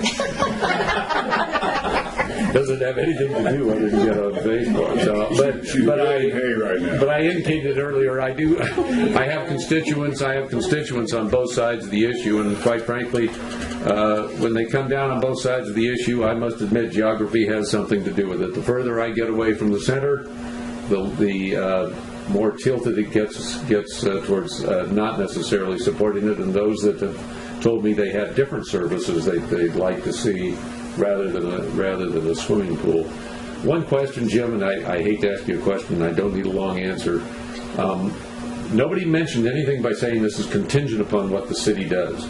And I have not been to the city meetings. You have. I've listened to Mike Smith and others on the radio. What has the city done, not about the JPA, but about the money end of this? Well, I can report, because I've been attending meetings on a regular basis, and back at the end of May, 1st of June, when they had their budget discussions, they brought up the idea that Brian had first approached me about back in May, and as late as 2 weeks ago when they had their last meeting, the last night they did discuss the draft JPA. In no time, and the full council was present. And 2 weeks ago we had one council member that was absent. At no time at either meetings, whether on the funding issue or the JPA issue, has there been any council member that has expressed any reservation or any opposition. Jared wasn't even direct on his comments on the radio this morning. No, and he was given direction basically at the budget discussions that if indeed this came to maturity and the county would become a partner and a participant, that he was given the green light to work with Marty, and he was given on the JPA, and also to locate their share of the funding within their budget, and that was reaffirmed 2 weeks ago at the meeting in terms of a discussion, and he has indicated to them that he feels that if the county proceeds, that he's confident that he could be able to find the money without compromising any of their services. Now, he was here earlier today, and I think that would be a question that could have easily been asked, but given what I've listened to sitting in the audience, and Larry actually came last night and was there in the audience behind me when they were talking about the JPA, and they had some issues in terms of the complication of it all. They had some language. It was a language thing, but there again, I think both times on both issues or sides of the issues, I read the council as being fully in support. The only caveat, and I think when the vote comes, it's going to be 5-0 on their part on both cases, approving the JPA as well as providing the funding. Councilman Caligari has made it very clear that he is unhappy, not about the pool issue itself, but over the action that the council took. It was a 3-2 vote, and in terms of not proceeding with the state grant on the Sierra Park thing. And as I indicated to him in my conversations, that mixing the two together is not fair to either question, that the two are totally unrelated. And there are probably those who support the pool that are disappointed that the Sierra Park project isn't proceeding. But there again, it was like a business proposition. They are basically, we're on the hook looking at trying to build a $3 million park with a $2 million state grant action. And where do you come up with the other $1 million? And so that was the dissatisfaction that the council has. And it was a business decision, I think, from just reading it, sitting in the audience, not being part of the discussion, that the reason why they finally rejected the grant was on the basis is that they could not come up with their, you might say, share of things. Very similar to the question that this board faced when we applied for the same money and wanted to do the park on Mason Street. Famous And- Liberty Park. I Yeah, believe. and it was a beautiful park, but you know, the board was very clear at saying, but how could we even begin to meet the 30-year obligation that the state would have if we got the grant? So, you know, in that respect, that's the issue they face there. But to use that to nix the pool, that's what I told Lino, and Lino has to sort that out. Right. But outside of that, and Lino said 2 weeks ago, in fact, he says, I'm in favor of doing a pool. So, Mr. Chair. Yeah. I think it should be recognized that you're adopting a budget today. You're not making a decision to build a pool. You know, if the motion passes with the you are making an appropriation to That's pay correct. your first year's share, should all the other elements come to fruition. Is it contingent upon that? I mean, if Oh, we yeah. don't, if the JPA were formed without any other contributions, we would not be obligated, No. obviously, because that, you know. anyway. What's your I have a couple of other problems with the issue. One, I see more pools being closed these days by municipalities than open, and that. I mean, I just hope we can do it when we commit these funds, and well, I think it's because of... I question whether they're enough, and if they're not enough, are we going to be coming back to ourselves later on to add more? They're making a priority decision. They're closing them because maybe the communities they represent... Maybe they're too expensive. Yeah, they could be too expensive. Maybe it's because maybe they don't have the utilization. Maybe instead of having the hundreds of kids they expect, they only had 8. And that may occur.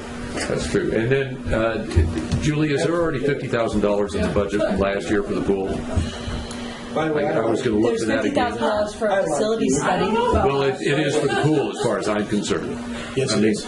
yeah, that's our 50,000. I mean, We haven't spent that yet. Well, we had 50 grand in last year's budget. That's correct. And we used part of that to contract with NST to contract with. No, not NST. The other NST Aquatic was the Designs. boardroom. Right. Aquatic Designs to in effect do the facilities. And that rolled over into this. It doesn't roll Doesn't over. roll We over. reappropriated So in we that. appropriated it. So I'm making everybody know we're putting $250,000 in. No, my recommendation is if we leave the 200,000 in, that because that's something that the JPA needs. Well, that's how it is right now. They're $250,000. I know, and I would say we take, when that came up earlier today, I'd say we take that 50,000 out for that, whatever that line item, because this is something that's going to shift to the JPA to do.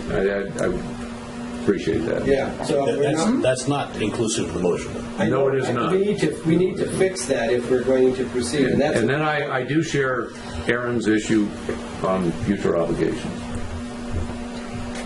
Well, future boards have to deal with that. Yeah, we encourage caution. That's part of the motion to at least provide that as part of the direction. So I'm trying to see if I'm. It's only enforceable by the board on a year-to-year basis. It's just a statement of aspiration. Commitment, yeah. It's not a commitment that can't be irrevocable. It's only as good as the paper it's printed on. And 3 votes can change it next year or the following year. And so I got one other question while we're talking. And then Bob's got it. Okay, go ahead, Aaron. So if we go 200, are we going to just keep cornholing away 200,000 until we get our 6 million grant and we can build a pool? No. They're looking at it. The concept is with the JPA is that when they're formed, and they will if they're formed this fall, they would spend this winter, and with the 400,000 base and with the at least express commitment, they don't have to go out and try to finance that. So the purpose of having that $200,000 commitment going over time is to retire the debt. They would actually build a pool, and initially, now I think it's changed because it probably changes depending upon who you talk to what day, but at one point we were looking at between 230 to 250,000 of the 400,000 would be designed for debt service, and the remaining 150,000 plus for operating and maintenance, plus projected hopefully up around 100,000 in terms of revenue coming from either ADA from the classes at the college and or gate fees where people pay when they come in and pay would be the operating. So they would basically generate a $500,000 pot. And one of the things that we haven't discussed is in addition to that pot is the contributions that the community can make as a private donations. And with the pennies for the pool, we're starting to see a lot of interest. And I've been telling people that for every dollar that could be generated, if we can get more dollars into this JPA from private sources, from the bake sales or the penny drives or the money boxes on the grocery store counter, whatever the case may be, the doctors or the postal guy that made his million penny contribution, those kind of things will all go into the mix to be used and to pay back and to operate that particular program. So it's not just going to be a bare bones, but it would be something that once we engage in that and we create that debt, we're going to have a need to service that obligation. But rather than being a county debt or a city debt, it would be a debt of the JPA. Bob? Yeah, the only thing I want to say, and Jim already covered part of it, but I can't imagine making a plan in my business, $50,000, $100,000, $200,000, and not have a plan. I mean, on the radio this morning, Jared said it's not putting the cart in front of the horse. It is putting the cart in front of the horse. To a 15-year, $3 million commitment, no plan at all. No engineering at the pool, no plan of how much can be brought in at the gates. What is the daily maintenance is going to be? It's only going to be open 3 months. A lot of people still believe they're looking at therapy in January when it's 10 degrees outside to go to this pool. A lot of them people are saying, yes, I want a pool. A lot of people don't even know what you are building. Well, and let me finish. Yeah, okay. And Marty, thank you for bringing up, we're not voting on the pool, we're voting on a $100 million budget. I got several issues with it, and that's why I will be voting no. So we're not making a motion to do we want a pool or not. We're making a motion on a $100 million budget. And if I could respond to the plan question, or comment, Mr. Chairman. First of all, for the last 8 years, we've had, I don't know how many joint meetings and separate meetings and studies and so forth that have been talked about at various levels and so forth. So all that, the work that was done by the ad hoc committee this past year, all that information basically evolves to this JPA. And it'll be their job to sort through what's valid and not valid and put together and have this funding base from the first year. So between now and I would say the early part of next year, they better have that plan all fleshed out as to where they're going to go with it from there and present that not only to the two respective governing boards, but to the community at large. And it will be based upon that results, and having the funds to get them up and running and going is what is going to, this thing is either going to fly or it's going to die on its own merits. And I'm convinced that if you get the right people with the right energy and the commitment to make it happen, you will be surprised at what you can get for the little money that would be invested. And that's the aspiration. Larry? Thank you. Firstly, at the pleasure of the board, do you want to take a 5-minute break? Or? We're going to leave it here. I mean, I hate to adjourn for or recess for lunch. I think we're close enough. But I'll be pretty quick and maybe trip if you want. It's just that just take a vote. what I was going to say is that, Thank goodness. like Marty said, this isn't all we're voting on. This is part of the budget. It votes to balance the budget in this manner. We're using $200,000 of, you could call it the prison mitigation funds, for this, if you will.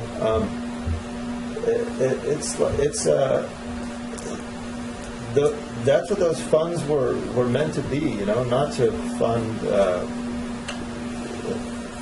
government or whatever it was, to add to our bigger, the community. No, you're wrong. And you're wrong. the thing is that, when somebody comes to your community and they live here, I'm of the opinion that they already pay tax and sales tax and property tax and this tax. I'm of the opinion that it's already up to the community to provide those things for their kids and stuff to keep them here and to attract more people here. The other thing is, I'll tell you one other thing, and I did take some heat from a few people, some business people. I was so adamant when I got on the board about when I came in when the whole Williamson Act stuff was going, and I got the same thing. How could you how do you support, the Williamson Act, and how do you, people phone me, why do they get a break? We're broke, and the same reason that why I'm so adamant about the pool is why I'm such a strong advocate for Williamson Act. I don't see that money that we pay out of our budget on the Williamson Act as a throwing money away. I see it as an investment, which we get. That ag report shows, comes back the 100-fold. And I liken the investment in the pool the same way. We're going to get money back by invigorating the community, by attracting people to come here, by keeping people from leaving. And it's just, those are some of the reasons. The other reason it is just such a small, I say, gosh darn, if we can't use like 1.5% of our monies to provide a swimming pool for the community, I don't think the priorities are in check. And if we want to wait until every single line item is all fat and rosy and has a big buffer, and we have all of our capital improvements done, that just doesn't happen in the real world. Every county and every state and every country has problems, but you don't make the community go without indefinitely while you try and tackle those things. That's how I see it, and I don't know. I hope that we could get this close. Thank you. You can, but actually, if you call for the question, it requires a vote. Yeah, I was going to say. Well, normally we do that in a perfunctory way, and it's not actually not. No, that's not the form, but That's correct. That's assuming there's no objection. I was just going to say, we can sit here all afternoon, and we've kind of, to be honest, we've kind of gone in circles a couple times. Mr. Chairman, Yeah, I think the discussion's healthy, though. Yeah. But anyway. when you're ready to take vote, I have a Yeah. couple comments. So. Okay, and I would like to summarize the actions that we're voting on and make sure what we're voting on, Julie, I'll look to you to make sure it's correct. You can call for the question, and I can take a vote, or... No, go ahead. I would have one question for Supervisor Pyle. You made the comment just a minute ago that it's not just the pool. Is there something else in the budget you want to bring to our attention? Well, I just don't. You're opposed to the budget for more than one reason. Number one, using the Dyer money. I think that's a big mistake. We need to keep that money for next year to help solve the same problem we're going to have next year, because we're not going to solve this deficit in 1 year. And the trust money, the Teeter trust money, taking money out of there, I'm against. Okay. Sure. Do you have a different solution, Bob? There is other money you could use, but I don't have that much, and it'll probably have to start, making some cuts.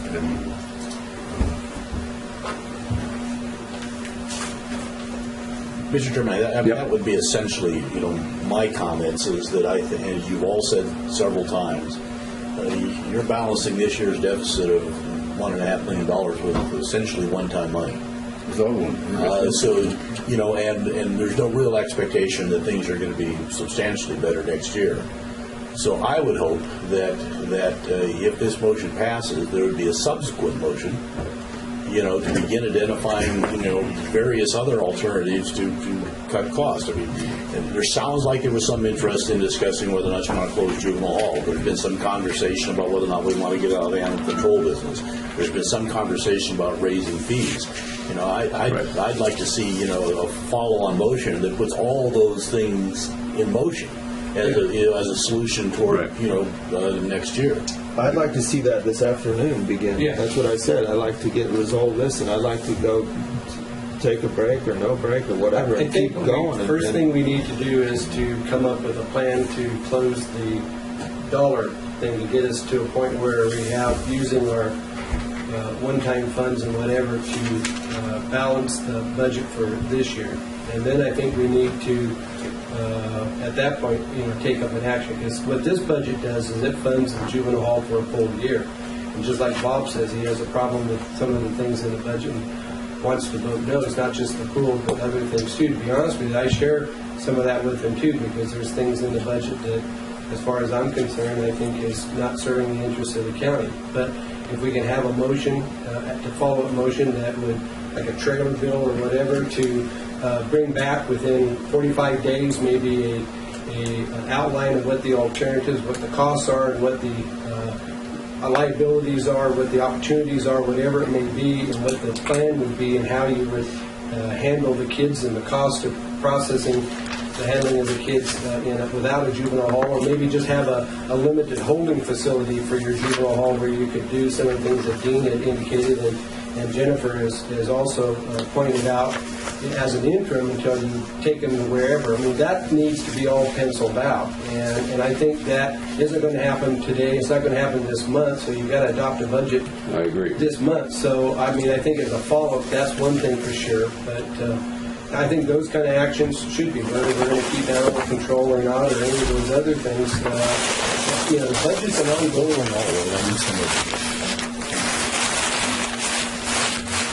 Yeah, we do have a list, and I think we should go after lunch, come back and look at that list and use up the whole day to work towards next year. Set the foundation. Yeah, exactly. But I'm convinced that we need to, I mean, once we balance things and we come up with this, we need to look at making some fundamental changes, and I'm not interested in waiting until next year to implement some of those changes. They need to be implemented as soon as possible.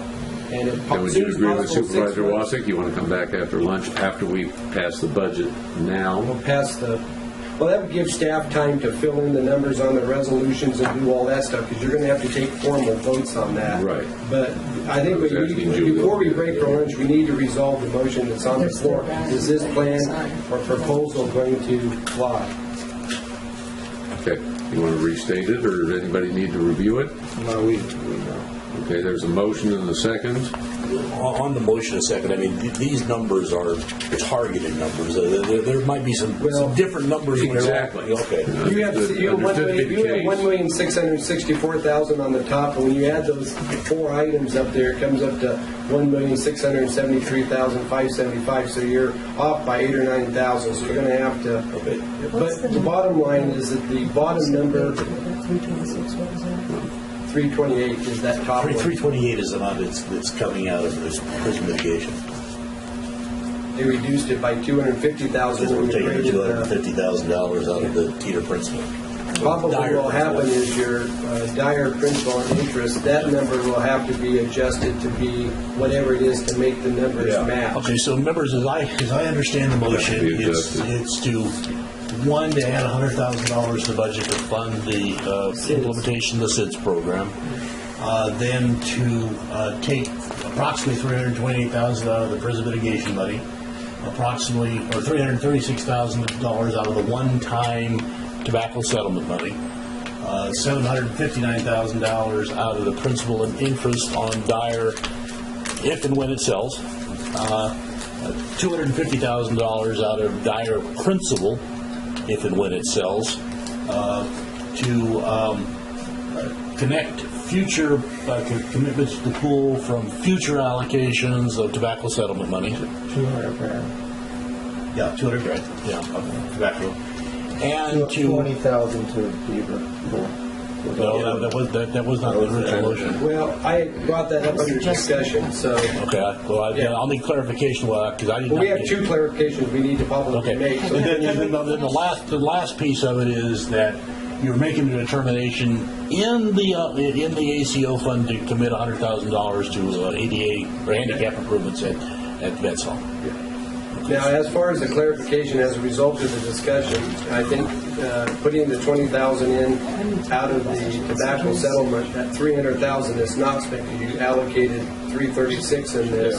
That we put the $20,000 towards the Beaver pool. But more importantly, I think we need to also remove that $50,000 that was in the one line item for the pool study that Jack brought up that we had talked about earlier. Because if we're going to go with this, I think that needs to come out because that's something that will be responsibility.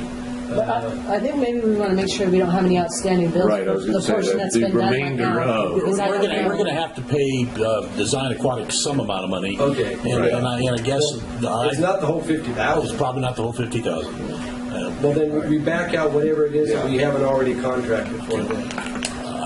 If I may, I'd like to make an argument that if we are actually going to make a follow-on motion to look at a fees proposal, that we maybe use some of that money to fund that effort.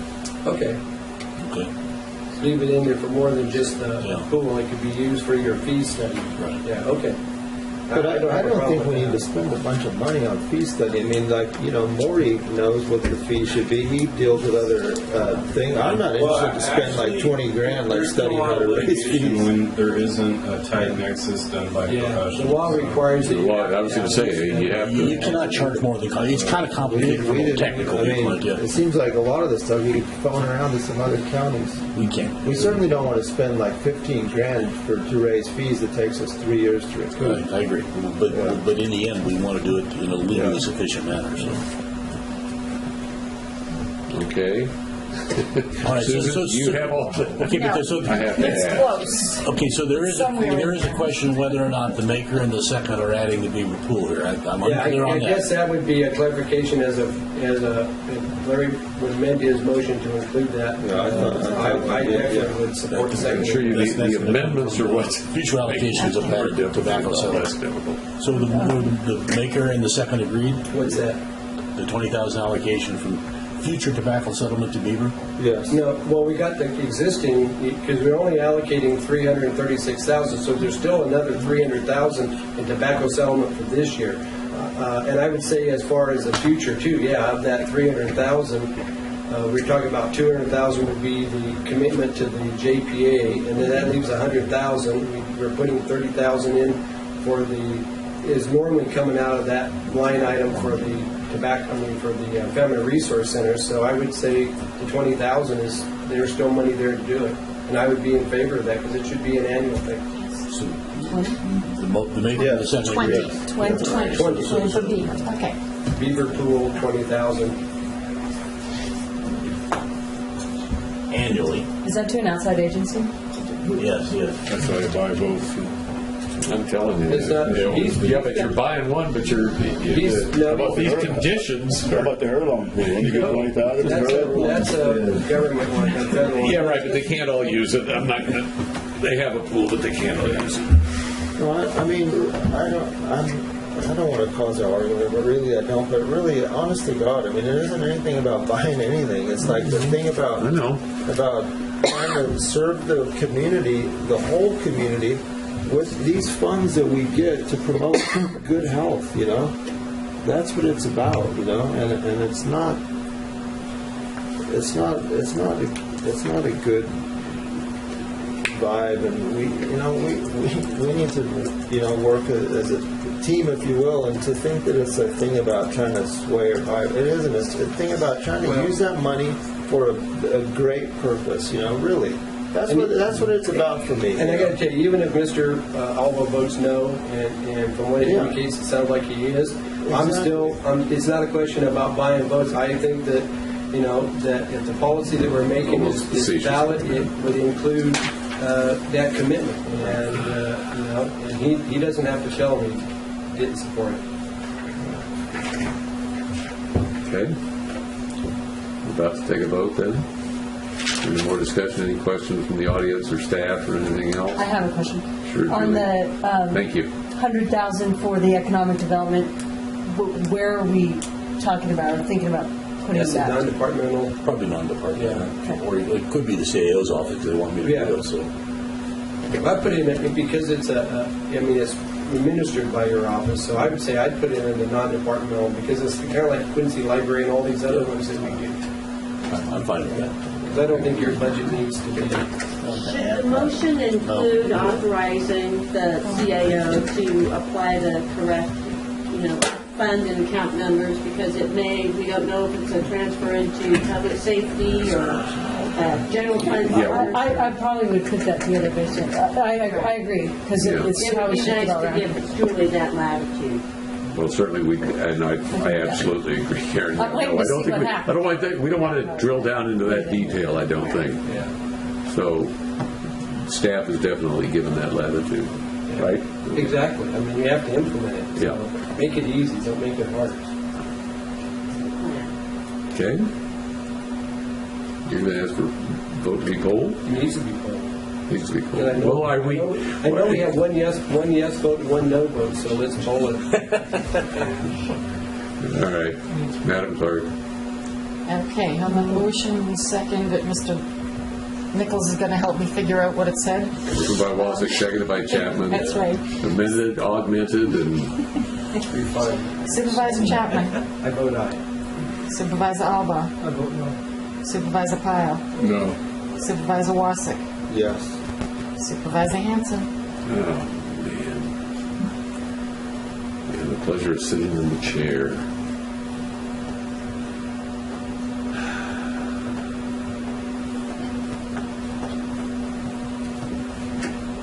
And I vote aye.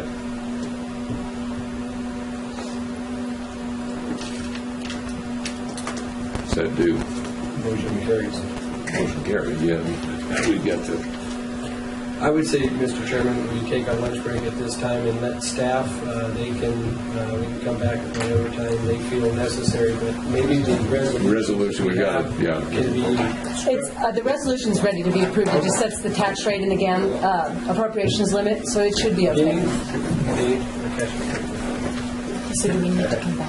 we have to pass all the budget resolutions. Right, there's a, I that just was would make the just, changes here and set it as far as the dollars, but the resolution set the tax rate. you want to do it now? Are you okay? Julie, you got all the information to take care of that now, or do you need some time? I need time to fix the summary up to what your motion was, but the resolutions are ready to be approved right now. So Pleasure of the board. Real conservative. So a motion to just to adopt two resolutions. I would suggest, Mr. Chairman, let's go ahead and take a lunch break and let Julie do the summary thing, and we can do all, we're going to come back to that part. I'll go hide in my bunker. And we need to also, Mr. Chairman, we also need to bring up the follow-up actions Mr. Nichols asked in terms of what sort of... All right, it's 1 o'clock. Yeah, or earlier. I don't want people to, well. I want to give Julie time to... All right, say, we'll come back at And I want to eat something. All right, we'll come back. We'll recess for an hour. Mark?